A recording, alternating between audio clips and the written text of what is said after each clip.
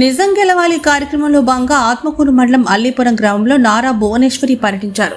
ఈ సందర్భంగా వెంకటగిరి ఎమ్మెల్యే మాజీ మంత్రి ఆనం రామనారాయణ రెడ్డి, మాజీ ఎమ్మెల్యే కొమ్మి లక్ష్మణ్ నాయుడు, స్థానిక టీడీపీ నాయకులు ఆమెకు ఘన స్వాగతం పలికారు. టీడీపీ అధినేత చంద్రబాబు నాయుడు అక్రమ అరెస్టును తట్టుకోలేక అల్లీపురం గ్రామానికి చెందిన కార్యకర్త కమజుల ఆంజనేయరెడ్డి గుండెపోటుతో మృతి చెందడంతో భువనేశ్వరి ఆయన కుటుంబ సభ్యులను కలిసి ఓదార్చి ధైర్యం చెప్పారు. కుటుంబానికి 3 లక్షల చెక్ ఇచ్చి ఆర్థిక సహాయం చేశారు.